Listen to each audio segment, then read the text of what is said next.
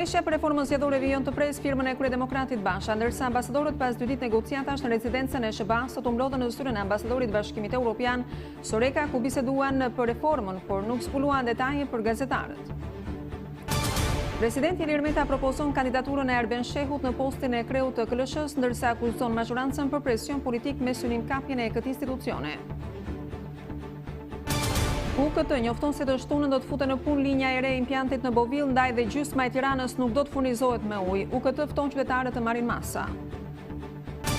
Për Report Televizion vëllai 15 vjeçare së përdunuar nga roja e shkollës Tose ka denoncuar rastin pranë drejtorit të shkollës një vit më parë dhe se nuk u mor asnjë mas.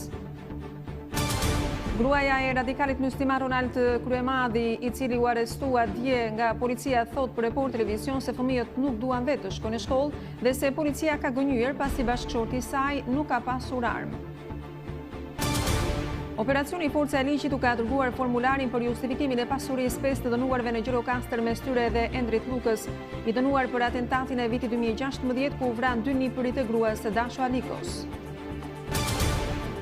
Pas kërcënimit se do të nxjerrë ushtri në rrugë, duket se presidenti Donald Trump është të tradhtuar nga të gjithë pasi kundër tij ka dalë shefi i Pentagonit, zyrtar të CIA-s dhe ish president.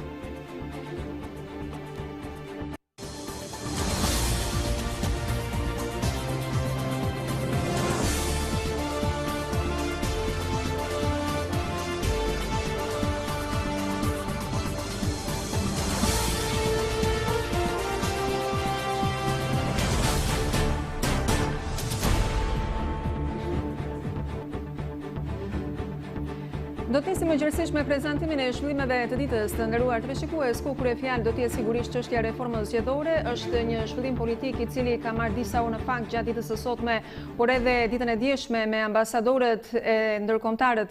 E ndërsa kemi edhe një reagim që ka patur ditën e sotme kryeministri Edi Rama në kuvendin e Shqipërisë pikërisht për çështjen e reformës zgjedhore, ku është shprehur se është opozita ajo që po e bllokon këtë proces. Për këtë dhe për të tjera kemi në një komunikim të drejtë për drejtë nga redaksia në Report Televizion gazetaren ton Klesiana Homeri, e cila do të na informojë më tepër.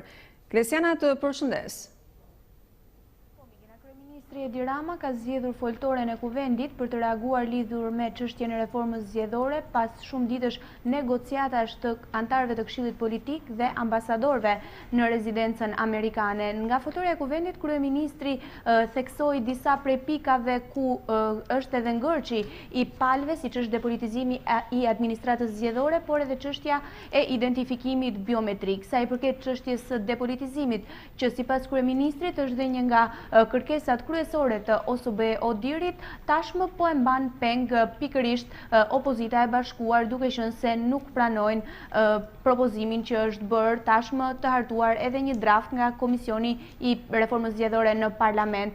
Nga njëra anë kemi majorancën, e cila kërkon që të jenë të depolitizuar komisionerët, të mos zgjidhen nga partitë politike, por të zgjidhen nga administrata, ndërkohë nga ana tjetër është opozita e bashkuar që në një farë mënyrë kërkon një lloj garancie, pasi kërkon që komisionerët të jenë partijak dhe të kenë të drejtë vendimarrje. Ata në fakt Migena nuk kanë pranuar as kushtin për të pasur vëzhgues të zgjedhur nga politika, por që nuk kanë të drejtë vendimarrje. Kryeministri foli edhe për çështjen e identifikimit biometrik. Ai në fakt dha disa arsye pse ende nuk mund të implementohet kjo lloj forme e të identifikuarit të zgjedhësve në të gjithë territorin e Shqipërisë. Sipas tij do duhen të bëhet i gjithë ky proces 6 muaj para zgjedhjeve dhe duke shpjeguar arsyet se pse nuk mund të bëhet për shkak të kohës që do duhet të marrë pikërisht hartimi i draftit, miratimi në kuvend dhe më pas hartimi në kuadër ligjor dhe gjithë proceset e tjera, nuk e lejojnë që në zgjedhjet e ardhshme në vitin 2021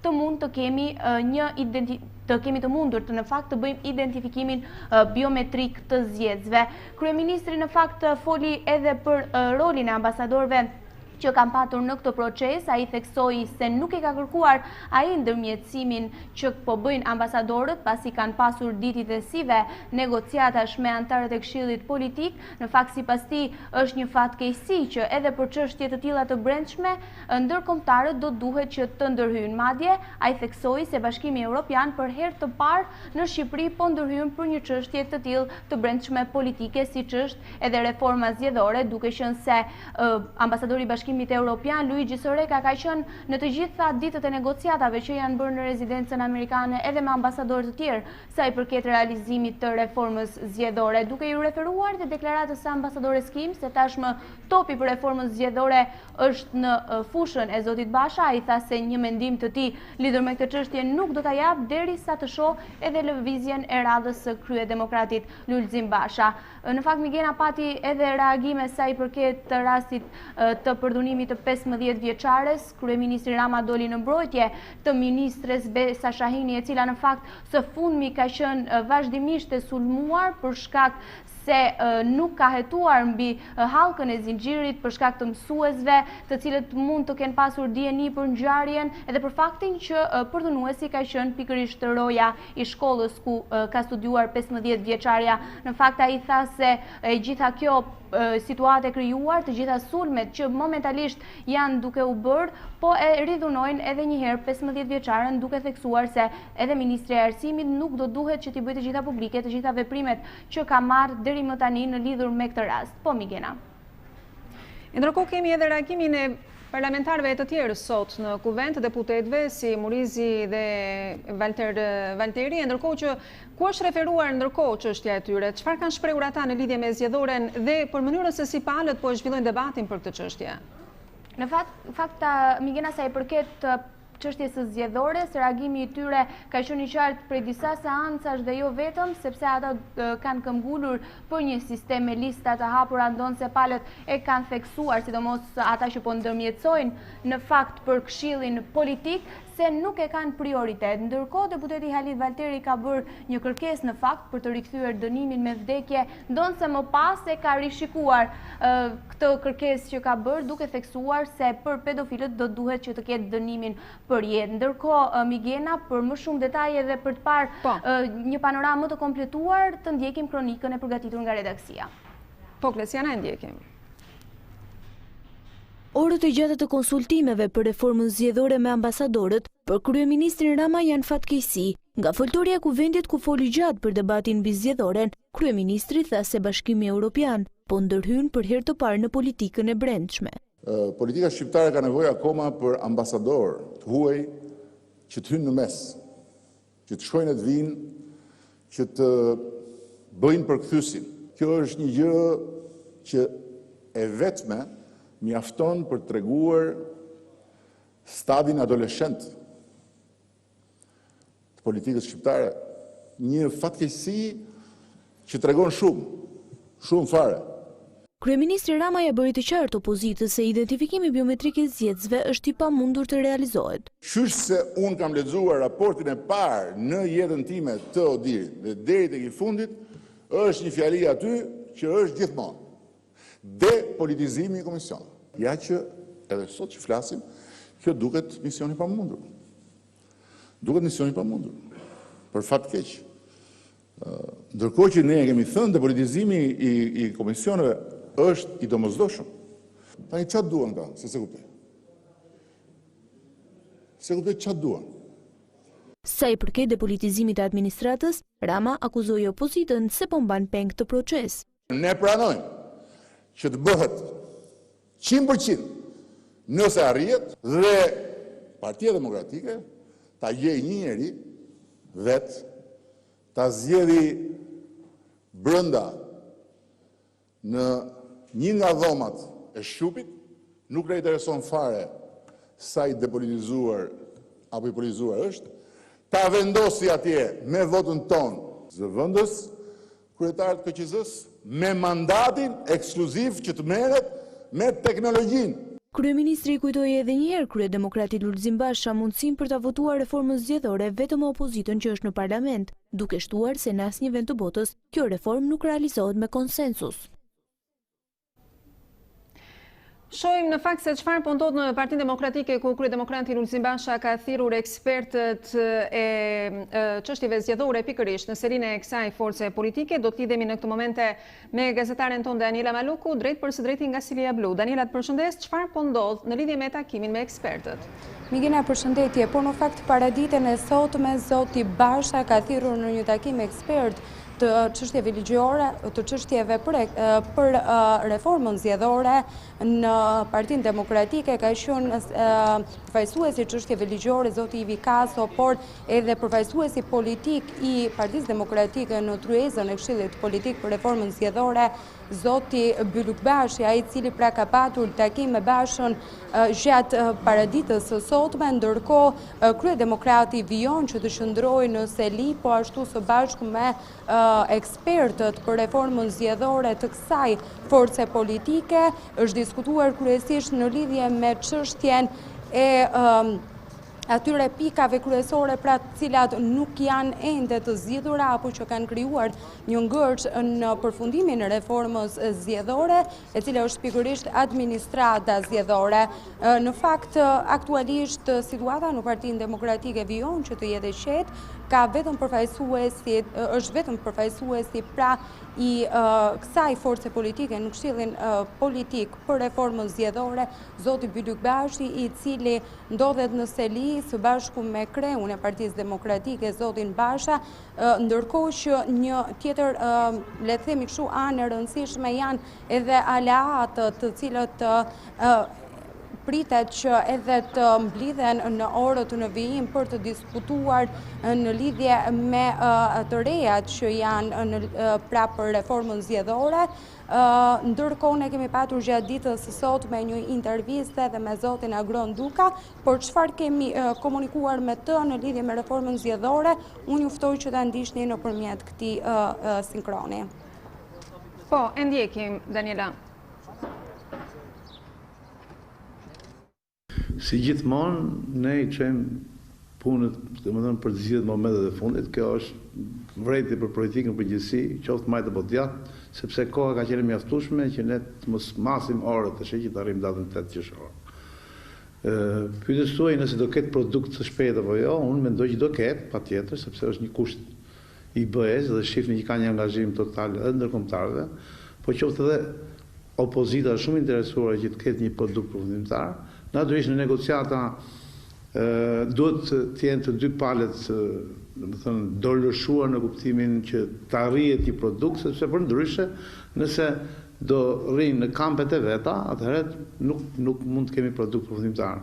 Me sa shihet, ajo që ka ngul këmbë opozita vazhdimisht që të ketë një identifikim biometrik të votuesve është arritur, është fitore e madhe, sepse ka një eksperiencë negative në vazhdimsi në zgjedhjet parlamentare në Shqipëri, që janë bush kutjet e votimit me njerëz që nuk kanë votuar, nuk figurojnë në listë e votimit, figurojnë në listë e votimit, po janë emigrantë apo njerëz të vdekur etj. Kështu që nëpërmjet identifikimit biometrik kjo pamundsohet. Pra është një fitore e madhe. Pra megjithatë nuk është përfundimisht ajo që pika përfundimtare e cila garanton zgjedhje të ndeshme. Duhet bashkëqyrua edhe me probleme të tjera siç janë komisionet zgjedhore, sepse ne jemi në një moment krize politike, jemi në një moment zgripi, e cila duhet zgjidhur përfundimisht. Kështu që pas meje, pavarësisht pakënaqësive të mia apo të ndonjë tjetri, është shumë e rëndësishme që reforma zgjedhore të përfundojë, Shqipëria të vazhdojë procesin integruese dhe ne të kalojmë një jetë normale politike dhe ekonomike. Për sa i përket asaj që si do të vazhdojë dhe si do jetë aksioni opozitar, unë mendoj që së shpejti me prodhimin e reformës zgjedhore do të kemi një plan veprimi të opozitës më të rakorduar se sa kjo që shihni ju sot. Ishte kjo deklarata që ndoqi me zotin Agron Duka, intervistuar nga gazetarja jon Daniela Maluku, e cila vijon të qëndroj përpara selisë së Partisë Demokratike dhe na raportoi edhe të rejat më të fundit. Ndërkohë, Daniela, çfarë presim në orët në vijim?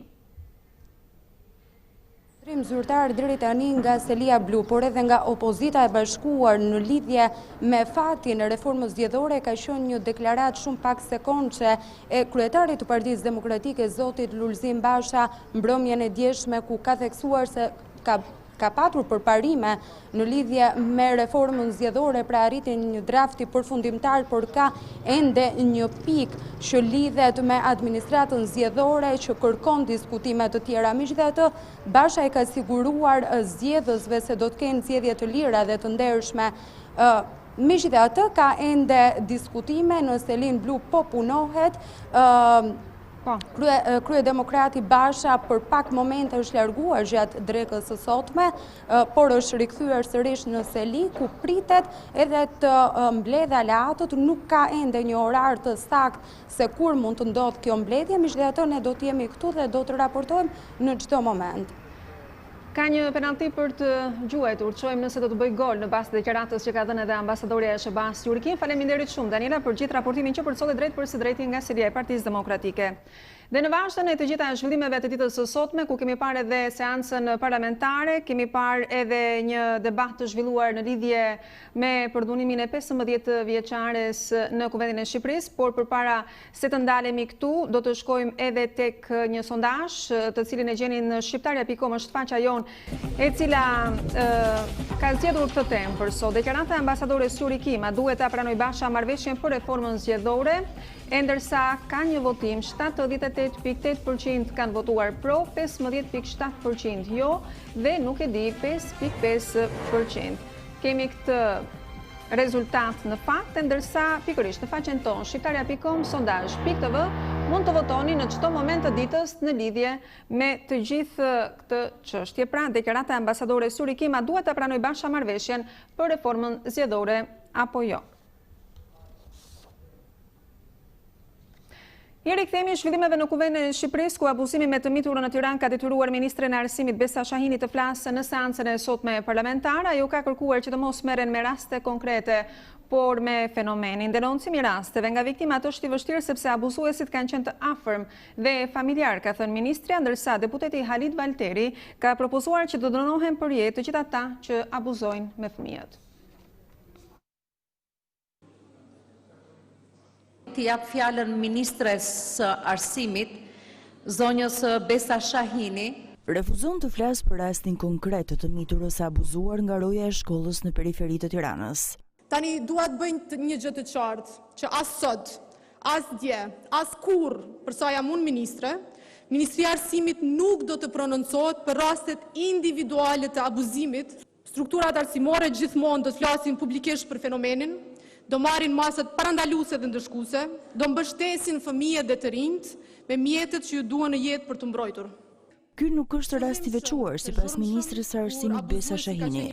Nga janari 2019, strukturat arsimore janë njohur me disa raste të denoncimeve, si dhe mbi 11 raste të tjera të ngacmimit apo abuzimit të nxënësve tanë nga familjar apo njerëz të tjerë që kanë në komunitet. Të gjitha këto raste kanë një gjë të përbashkët, një fakt të rëndësishëm. Të gjithë abuzuesit kanë qenë persona të afërt apo të njohur nga fëmijët. Babai, vllau, kushëriri, stafi shkollës apo nxënës. Organizatat jo fitim prur se janë në dieni të këtyre rasteve, tregon ministri Shahini, duke i paralajmëruar se nuk do të kalojnë në heshtje indiferenca e tyre. Ndaj kemi kërkuar hetim urgjent administrativ për protokollet që zbatohen nga OJF-t që paguhen nga buxheti i shtetit për të ofruar shërbim publik për mbrojtjen e fëmijëve. Urdhri të psikologut i është kërkuar që të jap informacione për trajtimin e psikologëve. Edhe bashkive u janë dërguar kriteret që duhet të plotësojnë rojet dhe sanitaret, bën me dije ministri i Arsimit. Koha kërkon që secili të kontribuojë për të ndryshuar shoqërinë, thotë ajo. Kodi penal është i qartë. Procedurat janë të qarta, por është gjithashtu plotësisht e qartë që kjo nuk mjafton. Me këtë është dakord edhe deputeti Halid Valteri, ndërsa është ende i paqartë për ndryshimet që duhet të bëhen në kodin penal. Duhet ta sankcionojmë me ligj të gjithë bashkë, na kanë lënë mbrapa këto konventa ndërkombëtare. Kush përdhunon fëmijë, kush është pedofil të varet midis qytetit. Sigurisht indenjata e zotit Valteri për rastin për cilin ai besoj se janë të gjithë deputetët dakord, por sigurisht këtë nuk e zgjidh ajo propozimi i bërë dhe hapi që Shqipëria ka marrë për të hequr dënimin me vdekje, domethënë. Ju lutem, hajde të bëjmë një ligj. Këta njerëz, ndoshta edhe çfarë thash që duhen varur, është që vjen nga shpirti e varjes, po me që kjo e varjes nuk bëhet, hajde t'i dënojmë për jetë, të ndryshojmë kodin penal. Debati në seancën parlamentare vjen pasi një e mitur dyshohet se është përdhunuar nga roja e shkollës. Fatin e 65 vjeçarit pritet ta vendosë gjykata e Tiranës.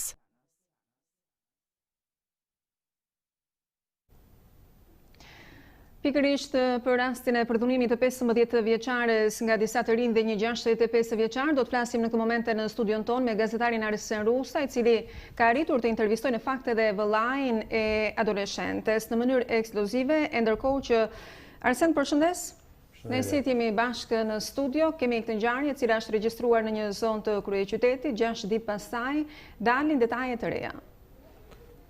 Fakt dalin detajet të reja. Më tepër se sa detaje është një ngjarje e cila sa herë shkon atë lagje apo troket në dyert e komunitetit, zbulon dështimin e shoqërisë. Ka dështuar shoqëria, kanë dështuar institucionet, ndoshta edhe ne media, por media nuk është fajtor siç e etiketojnë zyrtarët. Pse transmeton të vërtetën? Në një prej të vërtetave, unë doja mendimin e regjisë ta ndiqni me intervistën ekskluzive me vllain e të miturës në respekt të etikës të shoqërisë, të profesionit, por edhe të dhënave personale. Edhe kjo intervistë është me fytyrë të mbuluar dhe pa identitete, por faktet janë ato që flasin më shumë se sa gjithçka. Do doja ta ndiqni dhe pastaj të kthenim sërish në studio. E ndjekim intervistën që kolegu Arsen Rusa ka realizuar me vllain e 15 vjeçares së abuzuar. Ekskluzive në Report. Si jeni? Mirë? Ju jeni djali i familjes? Lajme. Është e rëndë dhe unë ju kërkoj ndjes që detyrohem t'ju intervistoj, por e keni ngritur ju këtë shqetësim, keni bërë ju apel për këtë situatë? Ka një vit e gjysmë që nga ngrit apel ke drejtori i shkollës dhe s'ka marrë një për bazë. Po t'ishe mbyllë, po ta kishte marrë për bazë drejtori bashkë me të tjerë, me institucionin, shef zonës e këtë, që është do mbyllë edhe më para. Pra nëse kishin dëgjuar babain dhe motrën tuaj që kanë denoncuar rastin? Motra ka thonë vetë. E ke përgjithë, roja më gacmu, kurse ky akoma madhe në punë roja. Po sot, ku ndodhet familja? Familja sot ndodhet ka ikë me njësinë bashkiake për largimin nga shtëpia. Ju kanë ofruar ndihmë, ju kanë ofruar strehim apo ende? Ende presin për shtëpinë, po 90% mund të largohemi sot. Do të largoheni sot. Edhe mbrëm keni fjetur këtu? Po. Ju jeni vlla, është forcat dhe urrejtja të vjen nga brenda për tillë akt, për tillë dhunë ndaj motrës tuaj, po keni një mesazh për institucionet apo për gjithë ato vajza apo familje që ndodhen në këtë situatë? I them familjeve të tjera ta dëgjojnë këtë lajm edhe të ruajnë fëmijët valla, se si ke bes njeriu sot. Faleminderit. Kërkoj drejtësinë maksimum për këtë të akuzumin. Faleminderit. Ishte ky pra rrëfimi që vëllai 15 vjeçares së abuzuar në zonën e Kamzës nga 3 të rinj dhe një 65 vjeçar ka treguar për Report Televizion, ndërkohë Arsen duket se kemi një dështim të institucioneve. Në këtë rast pasi thotë kemi denoncuar para një viti tek drejtori i shkollës dhe nuk ka bërë asgjë. Jo një vit e gjysmë. Tani drejtori i shkollës është pezulluar. Por nëse për shkak se ne kemi të dyja anë të medaljes, kemi institucionet që thonë kanë reaguar dhe kanë marrë masat, kemi edhe të vllain. Tani, ne nuk mund të bëjmë gjyqin askujt, por nëse kjo që thotë vllai është e vërtet, atëherë prangat e Abaz Dokut, 65 vjeçarit të roja e shkollës, duhet të shtohen, të shkojnë edhe tek drejtori, sepse thotë i vllai, babai im thotë me motrën, kanë shkuar ke drejtori. E i kanë thonë që ora më ngacmon seksualisht. Ka heshtur. Nuk e ka pushuar nga puna. E kam mbajtur në punë. Është pushuar më pas, disa muaj më pas. Por një drejtor shkolle, i cili dëgjon që roja ngacmon seksualisht një nxënëse të shkollës, një të mitur, edhe sikur tjetë, po them unë, dru, apo i ftoft në ekstrem, njëri pa ndjenja, duhet marrë telefoni e t'i thotë shefit komisariatit apo policit zonës. Të lutem me ja pak në zyrën time, sepse kam një ngjarje të tillë. Sa ai është zyrtar i lartë, drejtori është zyrtar i lartë. Konsiderohet që nivelin intelektual, nivelin formimin, raportin, moralin e ka të lartë. Dhe nëse drejtori e ka dëgjuar këtë version që thotë i vllai, unë jam i prirur ta besoj të vllain sepse nuk mu duk as i droguar, as mashtrus, as njëri me probleme psiqike, por mu duk një njeri i cili qëndronte brenda shtëpisë dhe po priste kur institucionet vinë ta marrin dhe ta heqin nga aty. Një vllai i cili në pallatin e tij jetonte me fqinjet që tashmë nuk ka njërin atë lagje që se di historinë, po poshtë pallatit, ende me shkrimet Welcome to Hell Baby dhe emrin e të motrës. Tani, institucionet sot thonë që media. Absolutisht media ka përgjegjësinë e vetë. Për çfarë media, në ç'kuptim? Që media ka identifikuar viktimën, po e dhunon për së dyti. Tani, të shtunën është arrestuar Abazi me 3 të miturit. Jo me 3 të miturit, se njëri është Kladi Poçi, mos gaboj, është 20 vjeç, janë e 2 të miturit. E shtunë, e diel, e hën, e martë, e mërkur, e ente. 6 ditë. 6 ditë ky shtet, këto ministri, kjo polici, kjo bashki, ky pushtet lokal, nuk e gjeti mundësin t'i fshi këto qepena dhe këto mure? Minimumi të paktën. Po jo minimumi, detyrimi ligjor. Kanë detyrim ligjor. Sepse nuk lën gjë pa fshirë kur shahen politikanët, mureve, cepave me parulla dhe pankarta, dhe prej 6 ditësh emri i të mitures 15 vjeç është aty. Nuk e di, pak me ndihmën e regjisë do doja të kalojmë tek pamjet, kur parullat janë ende aty, prap në etik, në respekt të gjithë privatësisë, por edhe të profesionit që ne kemi mbuluar. Por aty është krejt e dukshme që janë emre, nuk e di me ndihmën e regjisë, po e kaluam pak. Po bëjnë gati regjia ndërkohë? Aty janë emri i vajzës, është ende në përqepena. Po. Nga ana tjetër shkolla me pallatin janë as 20 metra larg. Po. Një shkollë e cila ligjërisht sipas ligjeve që ka shteti shqiptar, ja kjo është lagja. Po. Duhet që në derën e shkollës ose në distancë me shkollën mos ketë pjetore, mos ketë shitje duhani, mos ketë kafene që shesin alkol, dhe as 5 metra larg derës shkollës është qofteria, biraria, pjetoria e lagjes, ku aty këto emri, pa çka se ne kemi mbuluar, është emri aty në qepen, Welcome to Hell Baby, vazhdon të jetë aty. Po. Tani, sa i duhet shtetit t'i fshi këto qepenat? Se në dakord media po e dhunon ka. Po i vllai që vazhdon të jetë ende në atë pallat aty dhe poshtë pallatit ka këtë emrin. Ja, gjithë këta që kalojnë aty e shikojnë, kjo është dera shkollës. Po. Nga shtëpia është as 20 metra largësi dhe janë në ditën e 6, e shtunë, e theksoj, e shtunë, e diel, e hën, e martë, e mërkur, e ente, në ditën e 6 që familja vazhdon ende të jetë aty. Ndërkohë, do doja sërish me ndihmën e regjisë, kalojmë tek një sinkron i cili është i raportimit të aleancës grave parlamentare, ku aty deklarohet se po punohet për të gjetur një strehim për vajzën dhe për familjen. Është zonja Merita Gjafaj në fakt, është drejtoreshe e cila ka folur, thotë që vajza është marrë në mbrojtje nga ne në trajtim, po punohet. Prej atit komisioni parlamentar, ku ishte zonja Kodheli, zonja Hysi, edhe i bëj apel, nuk e di, në urojt në gjojnë si zonja Kodheli dhe zonja Hysi, nderuar zonja Kodheli, nderuar zonja Hysi. Emri vajzës është ende në qepenat e lagjes. Familja vajzës është ende në pallatin në të njëjtën lagje me përdhënuesin. Dhe me qënë se ato thamë që institucionet kanë dështuar, ato kanë dështuar, jemi gati të lëmë mandatet, nuk ka nevojë për të lënë mandatet. Mund gjendet një zgjidhje. Janë ende në të njëjtën lagje. Janë fshirë disa tek hyra pallatit, por poshtë pallatit tek qofteria pjetoria e lagjes. Dhe vazhdon ende fatkeqësisht me aq sa unë komunikova, por ato nuk përbëjnë as lajm as gjë. Do duhet që policia e Kamzës, pse jo dhe krimi kompjuterik i kryeqytetit të zbarkojnë në këtë lagje dhe minimumi, edhe pse ndoshta deri diku mund të jetë e palishme, po të gjejë një formulë për të fshirë nga celularët e komunitetit videon e 15 vjeçares, e cila vazhdon edhe sot shije në përlagje tek të rit e lagjes apo tek kjo pjetoria e cila është ngjitur me shkollën. Dhe nëse për ta ndarë, nuk është media problemi. Pa dashur mbroj asnjë kolega së kënd. Absolutisht ka për atyre që kanë shkelur etikën duke nxjerrur emrin, duke nxjerrur adresa e dhëna personale. Fatmirësisht ne nuk e kemi bërë, por ne nuk mund të rrim pa dhënë intervistën e të vllajt, i cili denoncon një fakt. Sot është pezulluar drejtori i shkollës. Është pezulluar për çfarë? Ose ministria thotë, e kemi pezulluar sepse nuk është me moral pastër, nuk ka kryer detyrën si duhet, nuk ka reaguar.